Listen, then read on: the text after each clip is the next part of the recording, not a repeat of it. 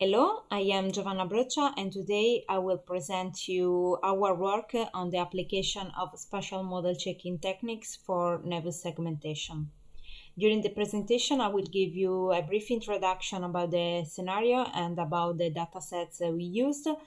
I will present then some of the spatial logical operators used, and then I will go through the segmentation procedure.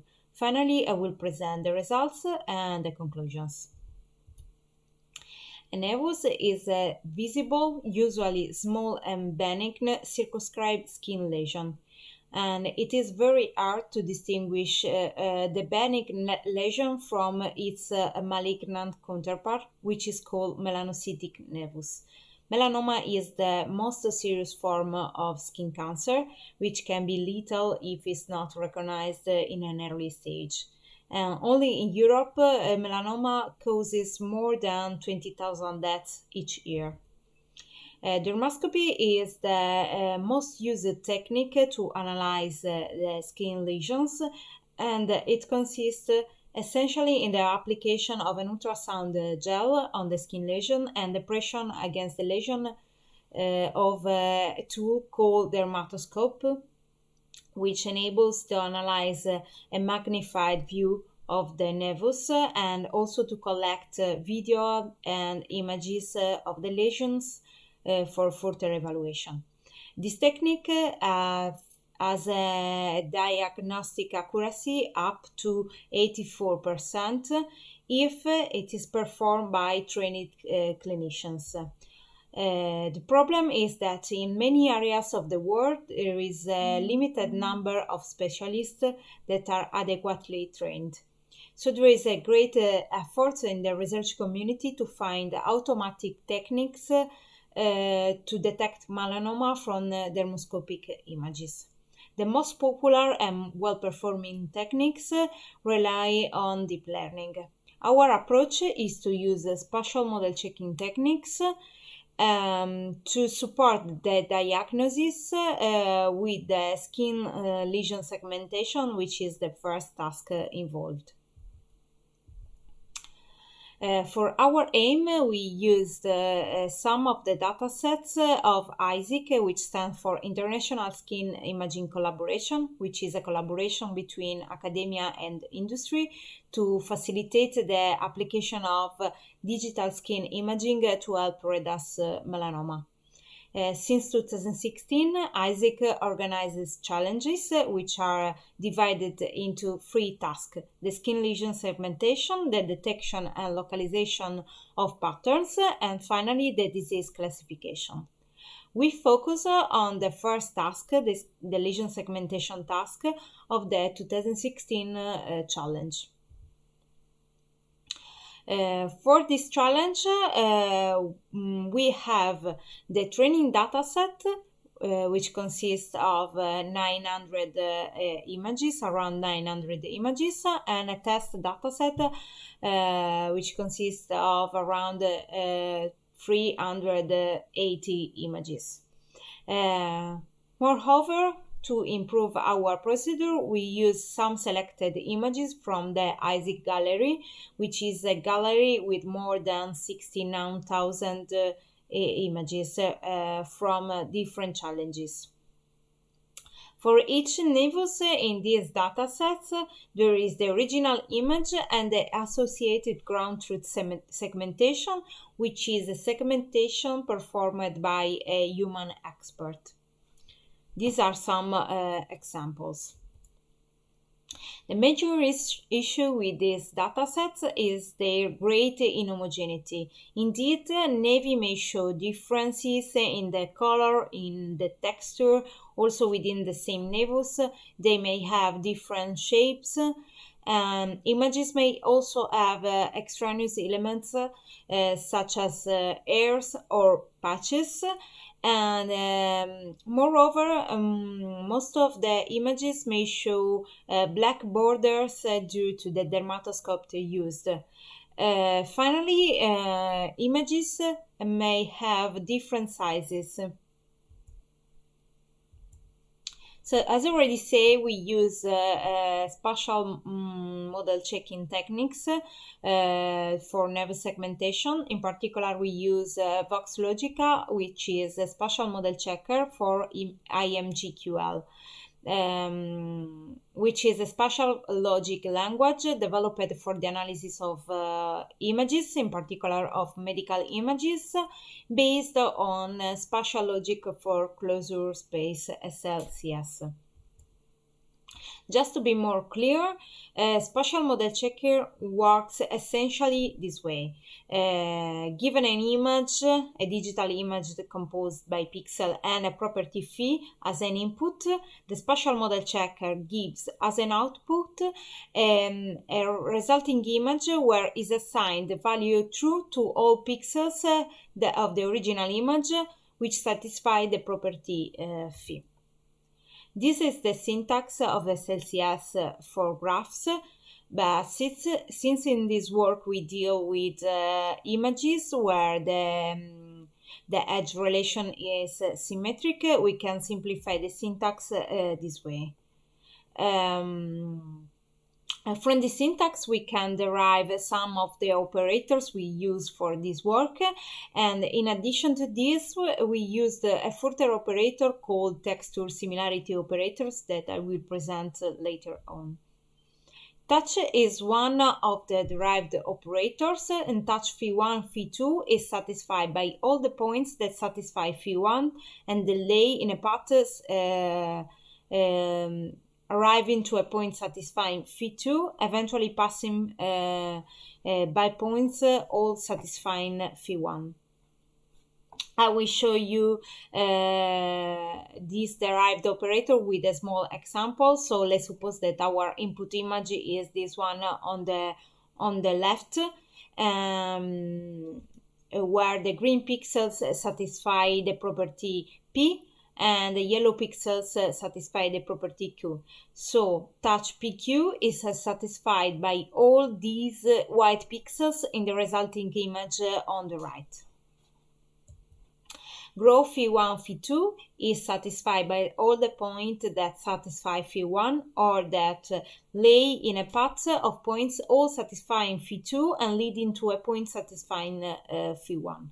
Also, in this case, I illustrate this operator with a small example. So let's suppose that our input image is this one on the left. The image on the right is the resulting image where the white points satisfy grow PQ. The third derived operator is the operator smoothen, and the operator smoothen R phi1 is satisfied by all the points that are at least is satisfied by points that are at a distance of less than r from points that are at least at a distance r from points that do not satisfy phi1. This operator works essentially as a filter. Its effect is to remove the noise and smooth the shape of an area satisfying a property. This technique is called region growing, and it is a segmentation procedure used for medical images. Finally, the texture similarity operator, which is first introduced in this work surrounded by the green line, and it is an operator used for the classification or segmentation of tissue or organs, since it can be used for finding patterns in medical images. I will present the semantics of the texture similarity operator in an intuitive way. So let's suppose we want to study the similarity of a specific area of an image identified by the operator phi and an area of interest of the same image lying around the point x at radius r.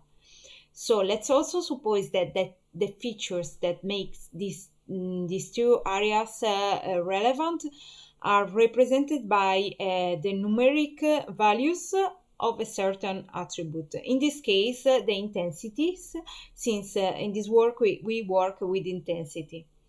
The two attributes can be the same even if they do not necessarily need to be. So a common representation of the distribution of the values of these attributes are the histograms. In the histograms, the range of values are split into adjacent intervals of equal width called bins. So let's suppose that this bins is the bins j. This one is the total number of points that have a value of intensity falling in j. So the two areas are similar if their two histograms correlate sufficiently. Of course, the two histograms must have the same number of bins. They have to be built with attributes of the same type. The similarity measure we used is the cross correlation, also called Pearson correlation coefficient, and it is normalized so that a coefficient equal to 1 indicates that the two histograms are perfectly correlated. A coefficient equal to -1 indicates perfect anti-correlation, and a coefficient equal to 0 indicates no correlation. This is the syntax of IMGQL we use for this work.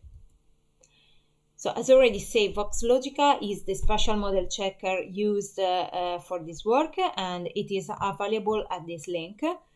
VoxLogica is a global model checker in the sense that given a model M, which is a digital image, and a formula phi, it computes the set of points that satisfy phi. This set of points are represented by a Boolean image where to each point is assigned the value true is the corresponding pixel satisfy phi and false otherwise. These features is put forward so that one can also obtain what we call a grayscale image, which is an image where to each point is assigned a numerical value representing some feature. So all the operators presented before can be translated in VoxLogica. So for instance, this is the cross-correlation score as is written in VoxLogica. So as already said, the datasets show great inhomogeneity. Thus we start from a very coarse heuristic for our procedure. We assume that the lesion is at least in part in the middle of the image, and therefore the skin, the LT scheme, is relatively close to the border of the image. Our aim is to distinguish part of the nevus from part of the skin, that is essentially the background. Once we have identified part of the skin close to the border of the image, we can compute a cross-correlation score with respect to this sample and find pixels with a higher correlation that are presumably part of the skin. So the specification consists essentially in 5 parts. In the first 2 parts, the images are loaded and their intensities are computed. Then some auxiliary operators are defined. In the third part, we obtain a sample of the skin. I will show the specification of this part more in detail. So we first identified with DS2 function the black borders present in some of the images, like this one in the images. We then identify a sample of the background as all the points that are at a distance of 200 from the border that are not black border, or other extra elements that I'm going to present later on. The distance is relative in the sense that takes into account the different sizes of the images. Then the cross-correlation score with respect to the background sample is computed. This formula gives, as a result, a grayscale image where all the points are associated with the cross-correlation score. The more intense yellow pixels represent pixels with a higher score. Finally, BGSIM returns a Boolean image where all the points with a similarity score higher than 0.05 are identified as background. So in the fourth part, we give a preliminary segmentation of the nevus. The idea is that around the nevus there is an area where some of the pixels belong to the nevus and some of the pixels belong to the healthy skin. So from the histograms of the intensities of the image, the BGSIM score, we can identify that value that works as a watershed between pixels that are part of the nevus and pixels that are part of the skin. We use such information that we deduct in an empirical way for a segmentation of the nevus. We also use the smoothen operator and the max-vol operator, which returns the maximum volume that satisfies a given condition, to have our first segmentation. Finally, in the last part, we extend the segmentation obtained so far with points that are sufficiently similar to the nevus by growing the area with these points. We are able to have this segmentation with a procedure of less than 30 lines of code. Moreover, our procedure is also able to deal with patches, relative distances, and similarity indexes.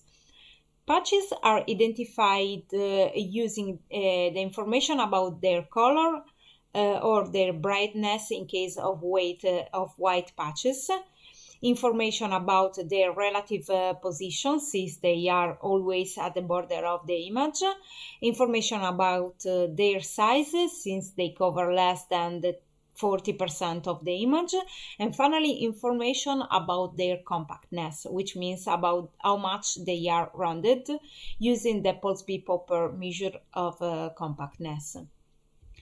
As already said, all the measures we use are relative in the sense they take into account the different sizes of the images by scaling all the distances with respect to a reference image. Finally, we are able to compute and print a number of similarity indexes. These indexes are used in the literature of medical imaging to compare to segmentation, in particular the similarity between the manual and the automatic segmentation. These coefficients give results between 0, which means no similarity, and 1, which means perfect similarity. They are generally computed taking into account the true positive, which are pixels identified correctly, the true negative, which are pixels that are correctly not identified, the false positive, which are pixels identified by the automatic segmentation but not present in the manual segmentation, and the false negative, which are pixels not identified in the automatic segmentation but present in the ground truth. In general, the DICE index is the most relevant and the mostly used in the literature. A DICE index of about 0.8 is considered a good index. Here are the steps of our segmentation procedure illustrated through an example. So the first image shows the original image. The second image shows in red the border of the image. The third image shows the background sample. And as you may note, in the background sample is not considered the patch. The fourth image is a grayscale image representing the cross-correlation score with respect to the background sample. The first image in the second line shows in green all the pixels with a similarity score with the background sample higher than 0.05. The second image in the second line shows the pre-segmentation. Finally, the third image showed the segmentation of the Nevus, and the last image showed the comparison between our segmentation in cyan and the ground truth in blue. So this table shows the main results for each index of our procedure for the trainings and the test sets. The third line of the table shows the results of the best team of the ISIC 2016 challenge. Our results shows lower average values than the best one, but this is not a surprise, as we know that the current version of our procedure does not take into account all types of images. In particular, at this moment, we are not able to deal with images of nevi that touch the border of the image, nevi that are composed by different parts in the same image, and nevi that have a low contrast with the skin. It must be noted that no unique gold standard for comparison exists, because also manual segmentation have a considerable level of variability. And this table shows the fraction of images with the dice in a certain range for both the test and the training set. As you may note, almost the 50% of the image for both the datasets have a dice higher than 0.9, which is an excellent result, and the 70% of images for both sets have a dice higher than 0.8, and less than the 10% of images have a dice lower than 0.5 for both the datasets. What is also important to note is that we reached promising results compared with the leaderboards of the challenge of 2016 for the first task, where the Jacquard index scores range from 0.46 to 0.84 for the 28 participants. We position between the 15th and 16th position with a Jacquard index of 0.717, which is a quite good position considering that our specification is in a very first version. As regards the computational performance, the size of images has an effect on the duration of the analysis. As shown in this chart, the correlation between the execution time and the size is linear, which is also confirmed by the analysis of the average time that our specification needs to analyze a single pixel, which is 0.006 millisecond for a pixel, with the standard deviation almost equal to 0. More in general, for the analysis of the test set, which have 379 images, we need less than 30 minutes. So concluding, I have presented our work on the application of spatial model checking techniques for Nevus segmentation, and one of the advantages of our work is surely the explainability of the procedure. Indeed, one can understand clearly the results of each step of the procedure based on an unambiguous formal specification with the help of a resulting image. This makes the procedure explainable also to non-experts in the domain of spatial model checking. And this could also lead to a scenario where a clinical team is composed by different figures, let's say a clinician and a spatial model checker expert, and they can discuss, improve, exchange the specification or part of it. Another advantages of our procedure is that there is no need of pre-processing for the images. As regard the contra, at this stage, the main contra is that we are not already able to deal with all kinds of nevi. So, as part of future work, we want to overcome these limits with a procedure that can deal with all kinds of nevi and also test our procedure with further challenges. Moreover, we can use our technique for a more detailed analysis of the Nevus area itself. And also, we can calibrate our specification to a specific image to obtain more precise results. And this will lead to a semi-automatic form of segmentation where logics and physicians may collaborate in an interactive way. Furthermore, this could also lead to use model checking, machine learning to calibrate the numerical parameters without affecting the explainability of our approach. Thank you.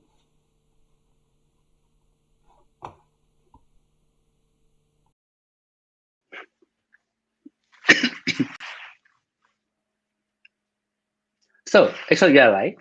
So welcome to the second presentation. So there are currently two questions, and then actually my question, first one is that what would be the advantage of your approach compared to deep learning? Because I guess that deep learning seems to be standard somehow, right? So or dominant. So it's curious what would be benefits.